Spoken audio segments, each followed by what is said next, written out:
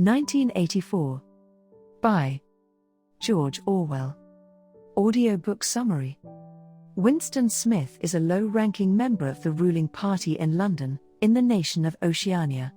Everywhere Winston goes, even his own home, the party watches him through telescreens. Everywhere he looks he sees the face of the party's seemingly omniscient leader, a figure known only as Big Brother. The party controls everything in Oceania, even the people's history and language. Currently, the party is forcing the implementation of an invented language called Newspeak, which attempts to prevent political rebellion by eliminating all words related to it. Even thinking rebellious thoughts is illegal. Such thought crime is, in fact, the worst of all crimes. As the novel opens, Winston feels frustrated by the oppression and rigid control of the party, which prohibits free thought, sex, and any expression of individuality.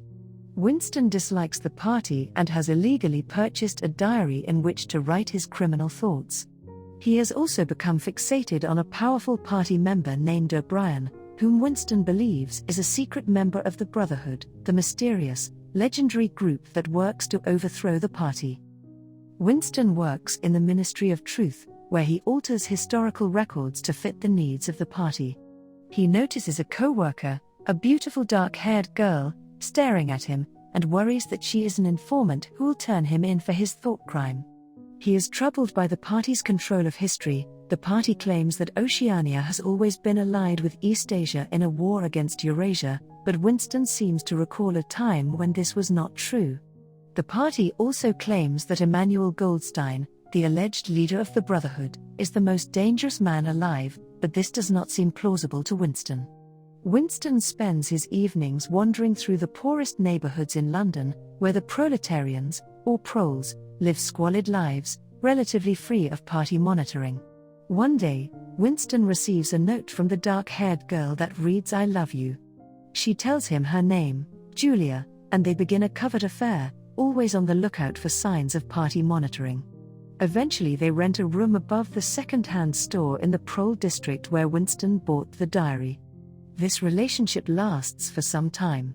Winston is sure that they will be caught and punished sooner or later. The fatalistic Winston knows that he has been doomed since he wrote his first diary entry, while Julia is more pragmatic and optimistic. As Winston's affair with Julia progresses, his hatred for the party grows more and more intense. At last, he receives the message that he has been waiting for: O'Brien wants to see him. Winston and Julia travel to O'Brien's luxurious apartment. As a member of the powerful inner party, Winston belongs to the outer party. O'Brien leads a life of luxury that Winston can only imagine. O'Brien confirms to Winston and Julia that, like them, he hates the party, and says that he works against it as a member of the Brotherhood. He indoctrinates Winston and Julia into the Brotherhood, and gives Winston a copy of Emmanuel Goldstein's book, The Manifesto of the Brotherhood. Winston reads the book, an amalgam of several forms of class-based 20th century social theory, to Julia in the room above the store. Suddenly, soldiers barge in and seize them. Mr. Charrington, the proprietor of the store, is revealed as having been a member of the Thought Police all along.